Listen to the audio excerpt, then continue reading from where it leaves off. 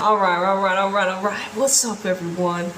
What's up, everyone? I wanted to do this live. I wanted to do a live recap real quick. Houston just got the home win. I'm too excited. Hold on. I'm too excited. Let me stop the cap. Let me go back to the home screen real quick. Hold on now. Let me get up the stats. Hold on. Houston. Yes. Damn, I wish they would make a nigga smaller. Why we so zoomed up on the home? Okay. Alright, but anyways, like I said when I made my little recap video, oh jeez, that's right. Alright, anyways. Houston 1, Seattle 0, right? Maggie Graham once again. And Barber came in at halftime, right? We had Nielsen come in. We actually had he made a lot of changes. And actually, I saw someone on Twitter that had made a diagram, or it might have been Reddit, that what's his name? Fabrice. He likes to make what do you call it? Early changes, right? He makes changes. But like I was saying, at halftime we needed some changes because 0 shots on goal is just not good enough for anybody, okay? It's just not good enough for anybody. In general, Houston though, hold on. Let me see how they ended statistically. Okay, so Houston ended statistically 3 shots. And then Ryan Garrison missed her opportunity, but shout out to Dickie. She made a good save. But Ryan should have scored that goal. Come on, Ryan. We need you to put the balls in the back of the net, Ryan. Come on, you were wide open. It was a similar opportunity. Well, that highlight, the save was similar to, I think it was the Angel City match where I think Diana and Messiah Bright had missed like clear 1v1 opportunities. But that's something Houston's got to work on, because this is like the 3rd time in a row I'm seeing the players, get in position to score and not finish. Okay, now Houston ended up with 3 shots. Seattle 6. Actually, Seattle had good shots. 6 shots, one on target. Lynn Williams, also Adamas. Ayo, she almost scored for Seattle, so that was scary. But I'm glad she didn't. But that was their best opportunity besides the Lynn Williams chances, all right? I don't know where Jordan was at for Seattle. I don't know where Seattle's offense was in general, okay? 50-50 possession, so there's really no excuses for Seattle not to have produced anything, to be honest. They had equal opportunity on goal. But like I said, I think it's because the back 5. Why were teams playing so defensively? And especially Houston, I don't think there's a need for Houston to play defensively based upon the archetypes that was playing so defensively. And especially Houston, I don't think there's a need for Houston to play defensively based upon the archetypes that we have on the field. You know what I mean? So I'm just saying. Houston, though, they had about the same amount of passing, it says. And like I said, this is via Google. But Houston, what was it? It was the 57th minute they said Maggie Graham scored. And once again, y'all go check out the video I made about Maggie Graham. Now, I ain't know nothing about the girl, okay? I ain't know nothing about the girl.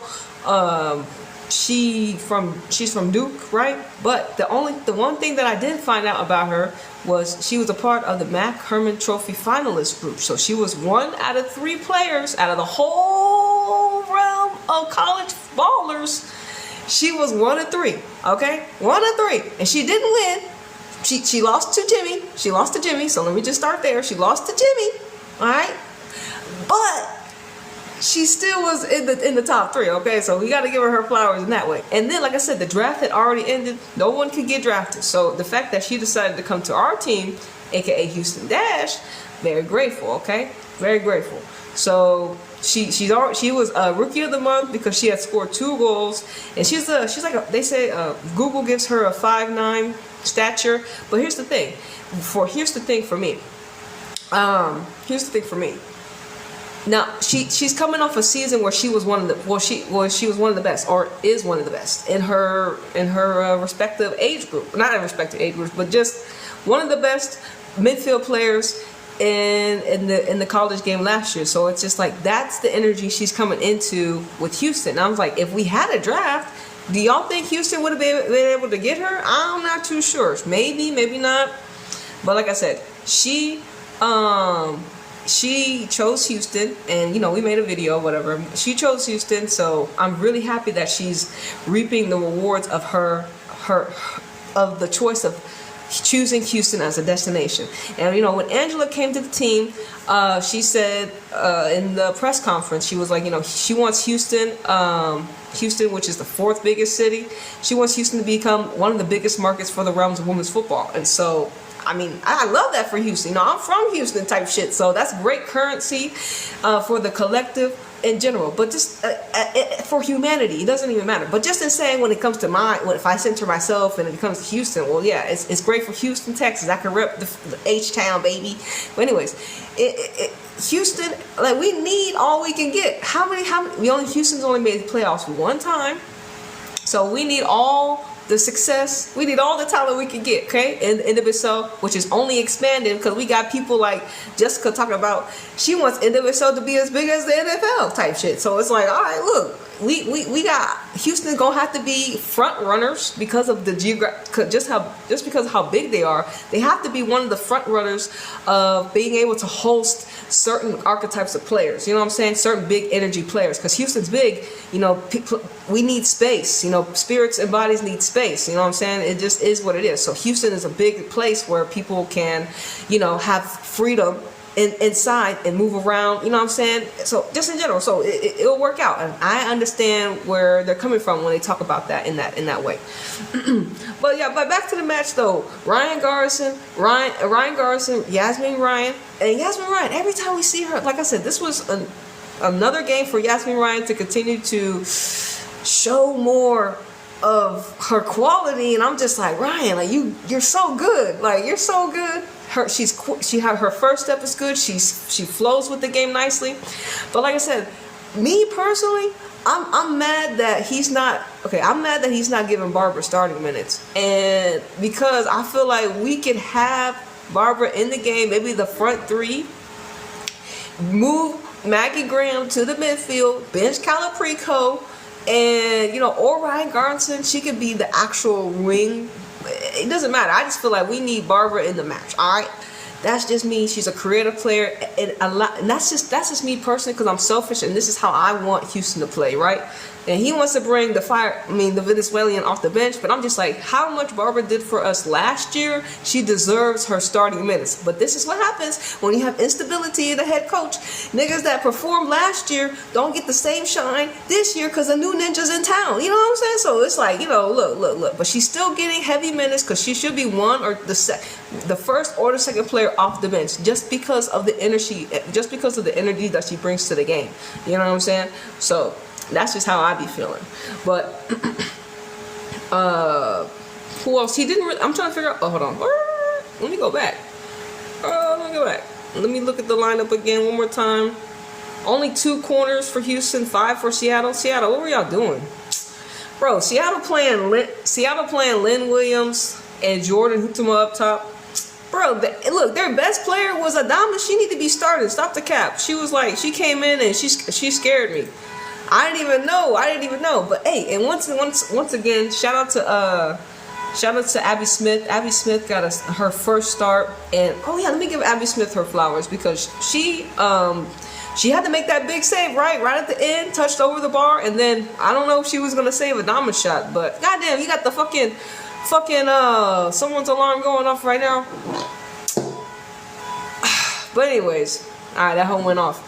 Abby Smith, yeah, let me give her flowers. She had to make that save to keep Houston's clean sheet, and I'm happy. Her first start clean sheet, and they were saying, you know, this was Jane's first opportunity to have a defensive. You know, I love Jane, but you know, if once a black queen step on Jane, I want you to move to the side left. But Abby Smith seems like she's with it. You know what I'm saying? She had to make the stop, and she does look.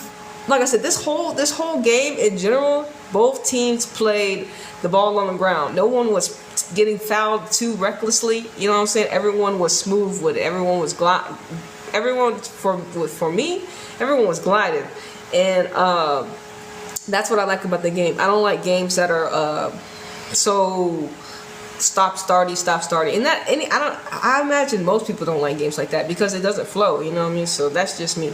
So when games don't flow, it's hard to like continue to watch. But this game moved very quickly, and I'm happy that it did, and it went in Houston's favor. On the road at Seattle. So Seattle, look, y'all need to get it together. I told Laura Harvey to leave Seattle. She needed to take her talents somewhere else. Shit, she could have took her talents to Houston. And think about it. If Laura Harvey had Houston Dash and all the talent that we got, instead of this ninja we don't even know about, and he's only here because he was married to someone. You know what I'm saying? Like, let's stop the cap. I'm just gonna be real. If Laura Harvey had the talent Houston had, like, think about it. And then but it's about Houston's the expansion of what Houston has the ability to do. You know what I'm saying? When it comes to like the growth of Houston, we're gonna need a manager that's been in the game. You know what I'm saying? And especially if Houston have the vision of becoming a big club, they're gonna have to be able to attract players like coaches like Laura Harvey. You know what I'm saying? So it's just I'm already thinking in the future when it comes to that. So that's just me, but this is the energy that Houston will actually need on the sidelines to continue not only to attract world-class players. You're gonna have to attract a world-class manager as well. And Houston will be able to splash the cash because you see how we play our players. I mean, gave Yasmin Ryan, gave Maria Sanchez. Maria Sanchez shocked the whole round when they gave her a milli, and everyone was like, "Hey, yo, Maria, you don't deserve it. You don't play the way you play." But people was hating on Maria because Houston knew how much her value was, or we couldn't even cap her value. We gave her everything that we probably could. She still wasn't satisfied, but it is what it is, Maria. We still fuck with you, okay? Because I knew you before you came to Houston, okay? Before you came to Houston, I seen you in Mexico. But besides that, people were shocked. So Houston had the ability to send shockwaves in the collective by splashing the cash, okay? So stop the cap. Don't act like Houston is not willing to open the checkbooks, okay? So I'm just saying, Houston will open the checkbook for you. So they did it for Yasmin Ryan. They did it for Maria Sanchez, and these are some archetypes that in the collective, y'all be looking at a side eye because y'all be like, y'all be acting like niggas don't be deserving the money. But Houston be like, hey, niggas, we don't give a fuck. We gonna open the books for them regardless what you think. That's how it be. All right, so it is what it is. All right, but anyways, Houston got the win and a clean sheet. Abby Smith kept it clean. Jane, shout out to Jane Campbell. Who else do I need to highlight in this match? Yeah, she did well. Let me talk about young Avery. Young Avery had a good little spell in the beginning. She had nutmegged that girl in the beginning, and that girl picked up a yellow card. But besides that, Avery, you continue to perform well. Emma seems to like you. You continue to produce. I think things are gonna go well for Houston. Okay. Let's see. Sheehan came in for okay, Lonzy.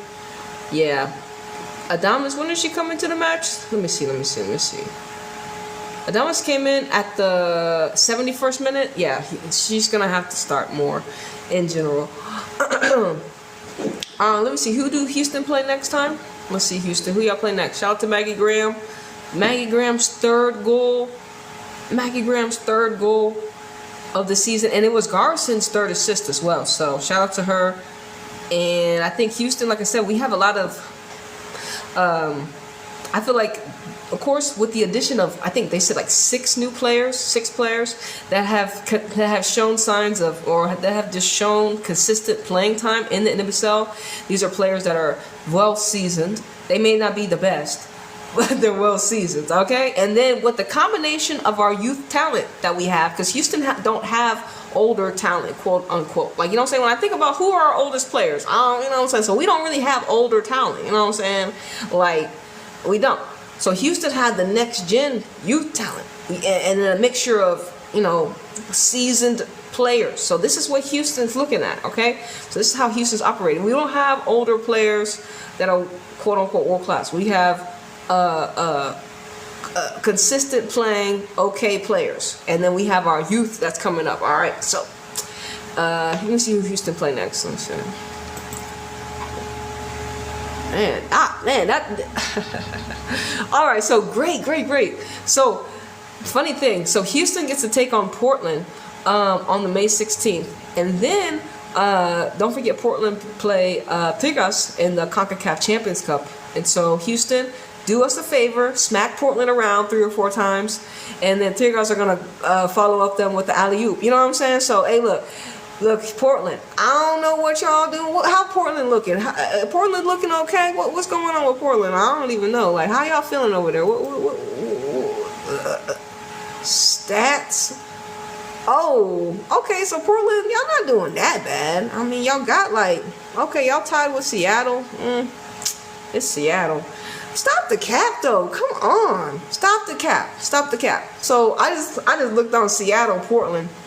So Seattle, y'all went San Diego Wave. So San Diego Wave, y'all went up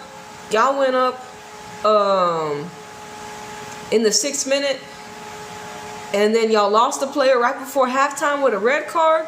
And it took Portland still 90 plus 8 minutes to get a penalty. Stop the cap, fam. What was y'all doing? How do y'all have 98 plus minute and the other team is down a player? Y'all should have beat them. I mean, look at this. Look, I just scrolled down.